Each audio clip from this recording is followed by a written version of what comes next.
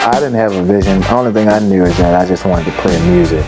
The stars to me when I was growing up was Rebirth and Tuba Fats and Preservation Hall and Neville Brothers, Dr. John.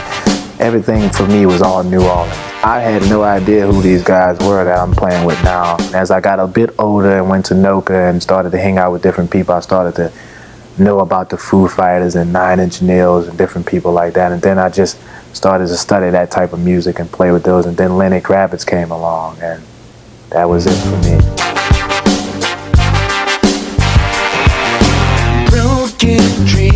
You've got a local milestone coming up here, headlining the Saenger Theatre for the first time. Talk a little bit about what that milestone means. It's a wonderful milestone for me. I used to walk here from Dumaine Street, just about 3-4 blocks from here with my mom. We would come see stage plays as I was a kid.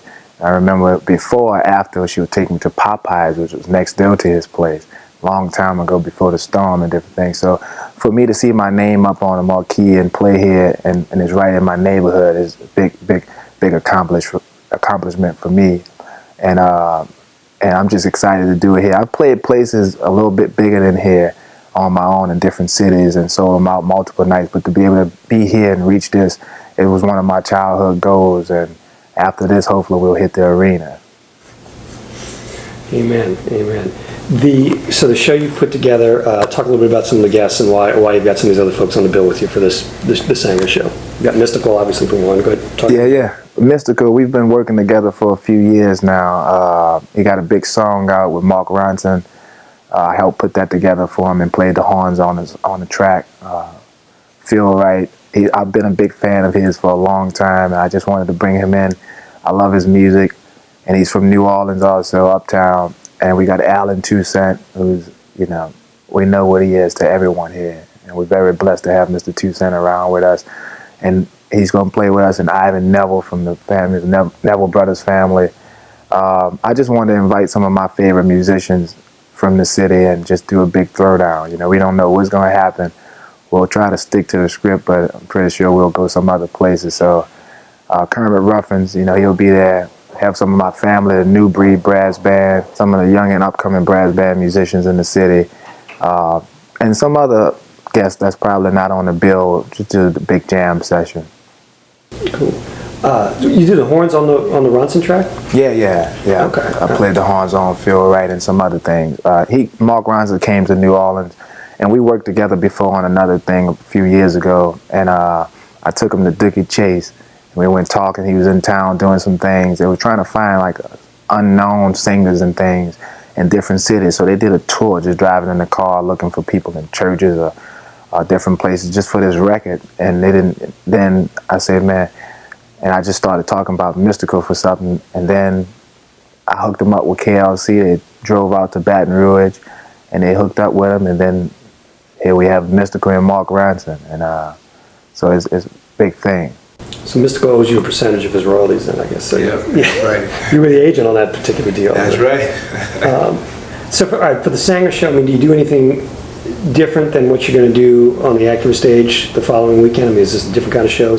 Well, like naturally, like I was telling you, when we play different venues, it changes right when we get on the stage. So here, I don't think we have a time limit. If we do, it's not in our mind, but we'll play longer and we'll play all type of stuff. We'll jam out a little bit, play some things that we don't play on the road, some New Orleans songs and different things.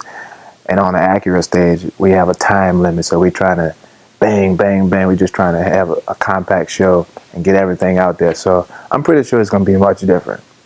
This will be the third year you've closed out the Acura stage at Jazz Fest. So you should be a little more comfortable with it, maybe. I'm guessing you're a little nervous the first time. Are you in the groove now with it? No big deal? I don't know if I was nervous, but I was more anxious to get it over with so we can get that one behind us. But it's cool, though. I'm excited, and I've been playing on the stage for a long time, since it was Ray-Ban stage. I used to get those free glasses and with my brother James. But it is a bit more pressure when it's me up front. But yeah, I'm cool. I'm excited. It's like it's the show we look forward to all year, because we don't play in town as much as we used to So this show is like the Super Bowl for us. So we always come, we get rested, we don't take any shows before or whatever, and we all just see each other at the show. There's an artist that you're somewhat familiar with playing right before you on the Acura stage, a cat named Lenny Kravitz. I love the fact that he's essentially opening for you at Jazz Fest. And I hope you make that point to him. I told him that. I said, this is the only place this will probably happen, that I'll get to play after you. So I'm excited. You know, it was one of my dreams to be able to grow and do that. And he's just a wonderful person. But yeah, so we're going to try to do something together, hopefully, and play and see what we can come up with. But he's really excited, and he's cool about it, and we're going to have some fun. You still remember the horn parts from when you were with his band? Oh yeah. Some of them changed a little bit. We just opened up a tour for him in Europe, about 2-3 weeks of touring with him, and I remember the parts he called me up to play, and I just stood in the section until he called me to play the solo, and I remember some of the arrangements and parts, so I can go back and play with him if I needed to. So who sits in with who at Jazz Fest?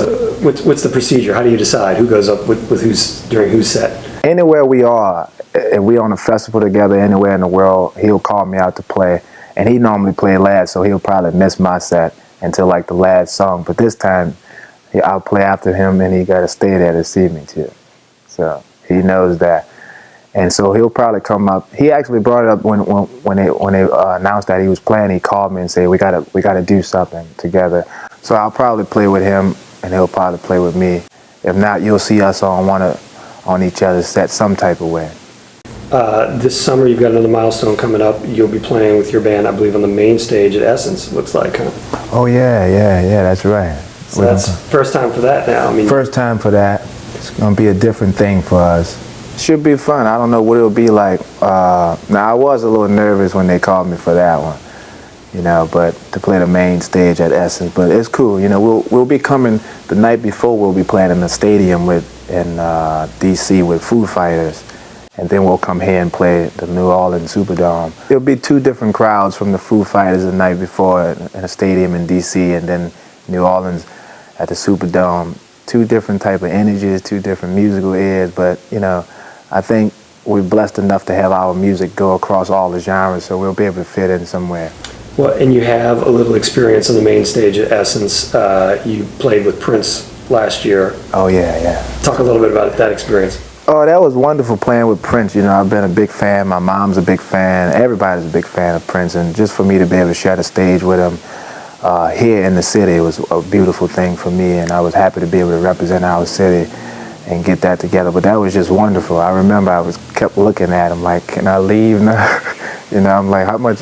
He was like, no, just do what you want to do. And I was like, I don't want to stay up too much.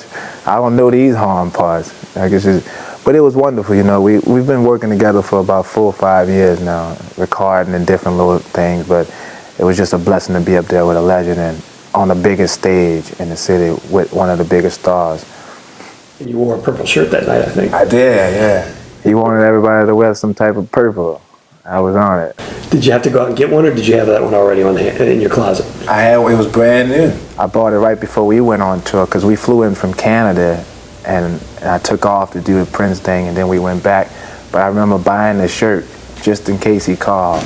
Well, Prince, your buddy, and talking about playing with the Foo Fighters, you and Dave Grohl kind of had a moment or two when they were in town doing their adventures for the Sonic Highway series, and he brought you up to play with the Foo Fighters at Voodoo Fest last year. Yeah. So Grohl's another guy that you've had a pretty cool connection with. Yeah, definitely. We just played in LA together for his birthday party.